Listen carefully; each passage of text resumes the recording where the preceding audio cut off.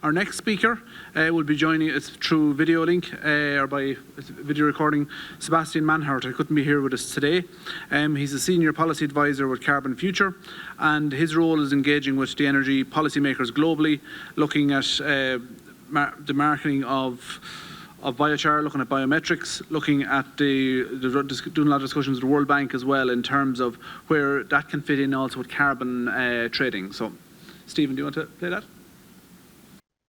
Hello, everyone.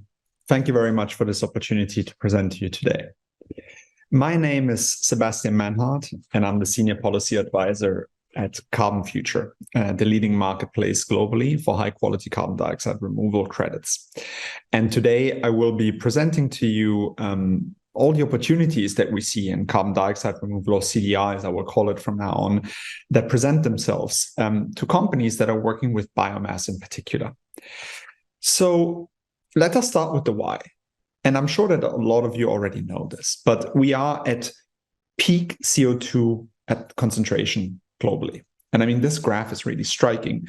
It shows the concentration of CO2 over the last 800,000 years. And we can see what happened since the Industrial Revolution. It's gone completely out of control.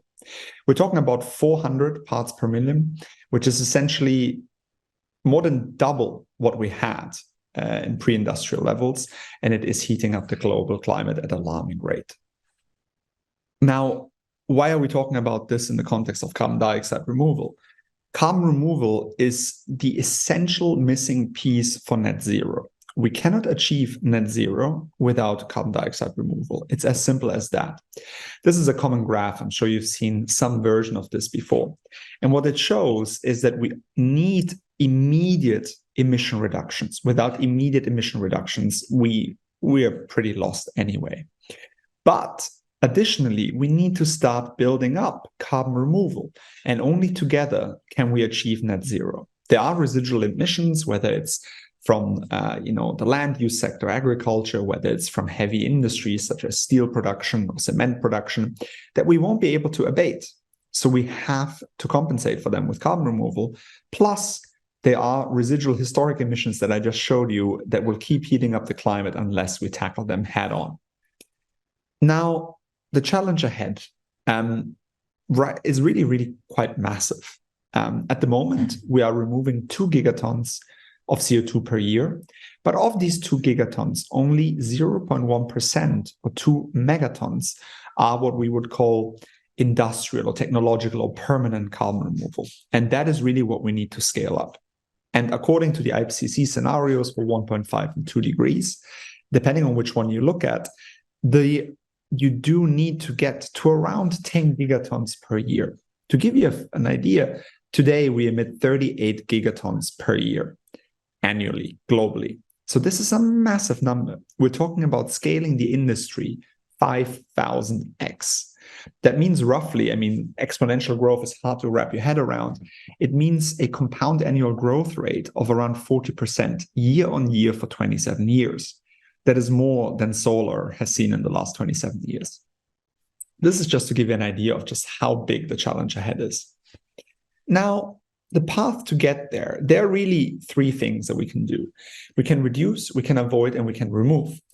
And these terms are thrown around a lot, especially because when we refer to offsets, we can essentially refer to any of the 3. So it's helpful to explain these 3 concepts in detail once and for all. A reduction is exactly what it says on the tin. Less CO2 is emitted into the atmosphere. A good example is you have an industrial process, say steel production, and you simply absorb and sequester the CO2 that comes out of the chimney. That is an activity that reduces CO2 emissions that were generated just for this very purpose. If you hadn't produced the steel, you wouldn't have produced the CO2. Avoidance is when the same amount of CO2 is still emitted into the atmosphere, but essentially somewhere else. And this is something that a lot of the credits and a lot of the offset market that has come into a lot of trouble lately is based on the idea of avoidance. Removal is CO2 is emitted, but an equal amount is removed from the atmosphere. And again, if you take away the emissions in the first place, you can get to net removal. So this is the only process that can technically get us to net zero or potentially in the future, net negative. Now, coming to Carbonfuture. Carbonfuture is the trust infrastructure for durable carbon dioxide removal. What does this mean? We essentially tackle the whole end-to-end process to enable suppliers, buyers to engage with quality carbon dioxide removal. We focus on all the services that suppliers, such as potentially yourself, need, from certification support, project financing, and even a program that we have for very novel technologies called Catalyst, to due diligence, to carbon removal tracking, which I'll talk about in a second, and then to the actual access to CDR portfolios on the buyer side. The only piece that we don't cover is third-party certification. And we do this very deliberately to ensure high quality and trust. So this, we collaborate seamlessly with CSI, Gold Standard, Vera Puro, and doing this together essentially creates this whole chain of custody that Carbonfuture enables. And the two products which you already see here at the top is something I quickly want to touch on. We have two products, the MRV Plus and the Marketplace. The MRV Plus is the monitoring, reporting, and verification, is that end-to-end tracking. We currently have this for biochar, which I will explain in a second, but we're planning to build this out for other technologies, including for BECCS. And then we have the Marketplace, which is essentially a brokerage service, a trading service, potentially even an offtake service that we offer. Coming to the plethora, I was asked to really give an introduction also to the different carbon removal technologies. I mentioned earlier, there's currently 2 gigatons removed, of which 99.9% is actually happening on what is gray here, which is the lower permanence side of the spectrum. We're talking about afforestation, we're talking about soil carbon, incredibly important, but it is not as permanent. And so it can't be used to offset for, long duration emissions, such as fossil emissions. And B, they are also not as scalable. There is a limit to how much we can do. If you followed all the afforestation suggestions of governments globally, you would end up essentially having to plant trees on the entire agriculture surface of the human planet, which would obviously compete with food security. So it's not an option. So what we really need to scale is what we have called here durable carbon removal. And there's a range of options. I won't explain every single one, but we focus a lot on biochar carbon removal, which again, I'll dive into more detail alongside with bioenergy with carbon capture and storage in a second, because these are the two main CDR technologies, pathways that rely on biomass in particular.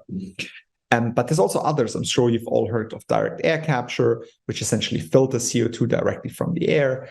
Enhanced rock weathering, which uses the natural process of rock weathering, so basaltic rocks binding CO2 from the air through the use of water as well, but accelerates it from tens of thousands of years to up to 2 years.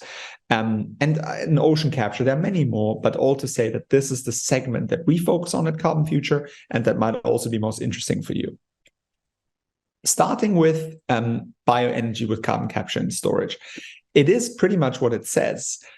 You have a type of bioenergy existing, ideally even bioenergy plant, that you retrofit.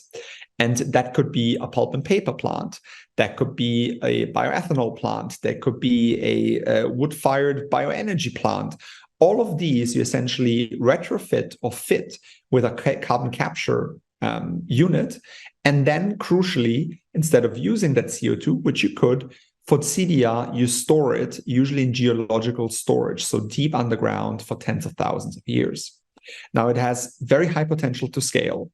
We're seeing, especially in Europe, which might be relevant here, really leading facilities getting connected and going probably online in 2026. And we're talking about millions of tons of CDR. It builds on known technologies. We know what to do, and it has lower cost than other CDR options, but still pretty high prices. I mean, we're talking about 200 to 400 euros per ton.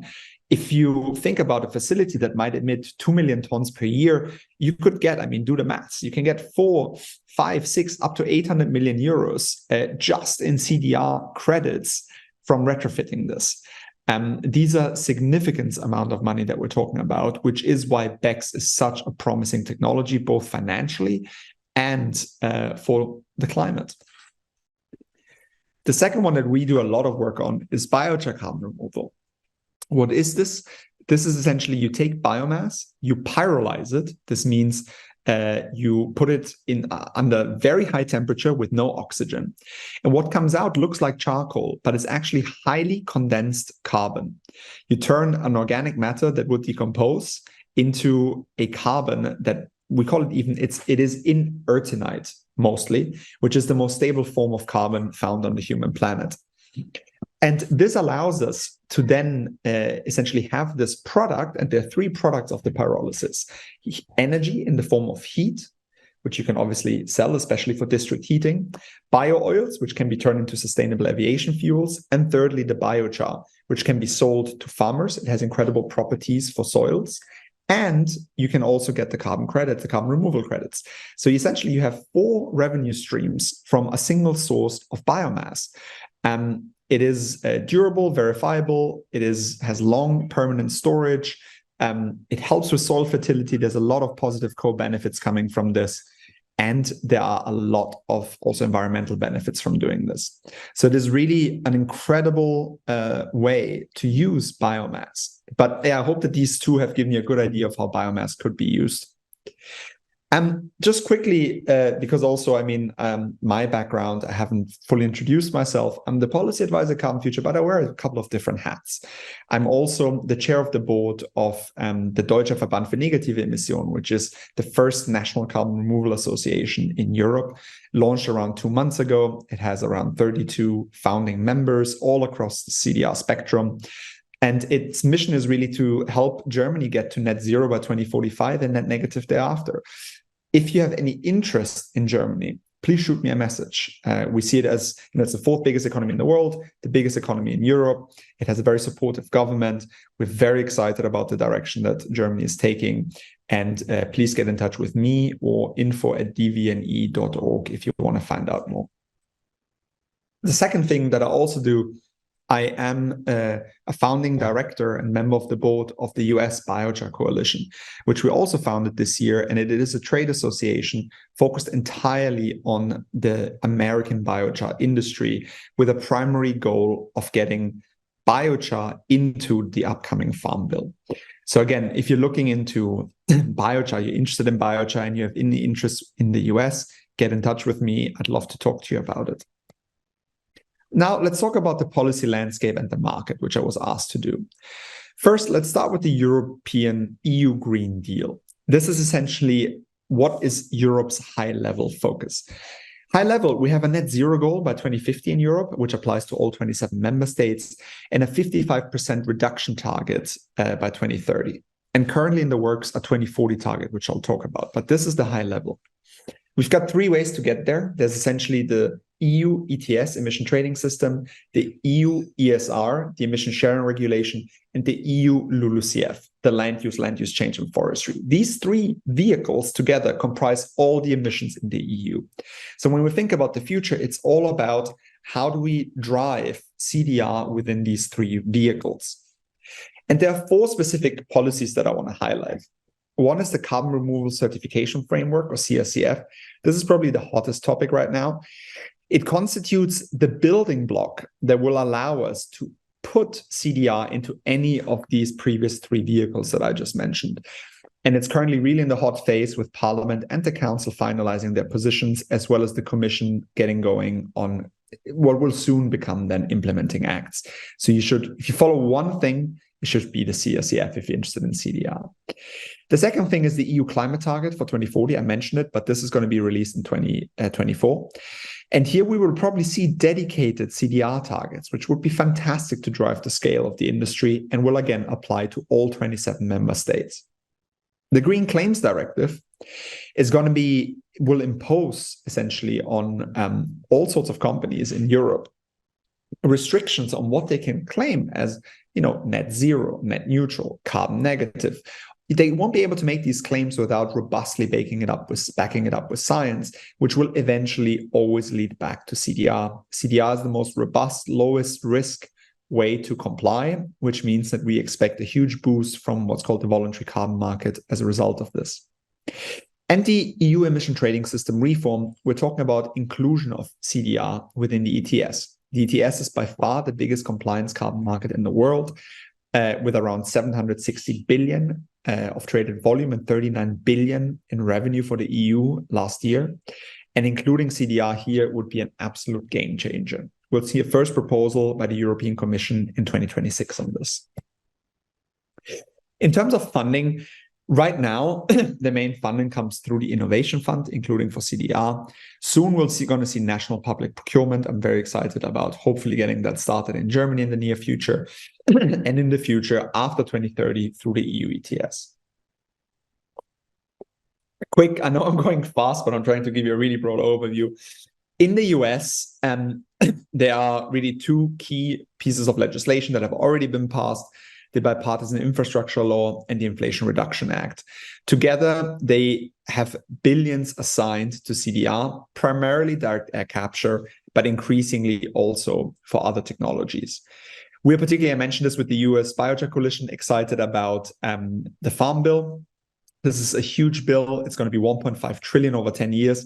And there could be a lot of exciting ways to get money, for example, for biochar by including it, for example, as a conservation practice for farmers. So a lot of work is now and focus is now going into this effort.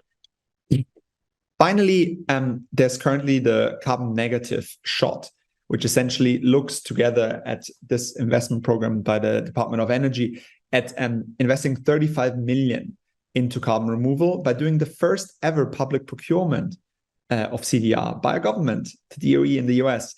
And there's explicitly biomass with carbon removal and storage advertised. So you should totally look into this if you're already doing this and try to get a piece of this. This is not that big, but it's the first, and it will hopefully be scaled to billions in the near future. Now, a quick run through to the market. This year has really been incredible. So last year we saw 593,000 tons of CO2, durable CO2 purchased in the whole year. In 2023, we've already had almost 4 million and we have 7 million projected. Every week, there seems to be a new huge deal in the hundreds of thousands, which is essentially an 11x growth. So we're seeing a lot of movement and exponential growth in the voluntary carbon market for durable removal. There are not many buyers. I mean, this is from a couple of months ago. There were only 14 companies that had bought more than 10,000 tons, but this is changing. Again, whether it's EasyJet, whether it's Amazon, we see a bunch of companies making big bets on high quality carbon removal as of late.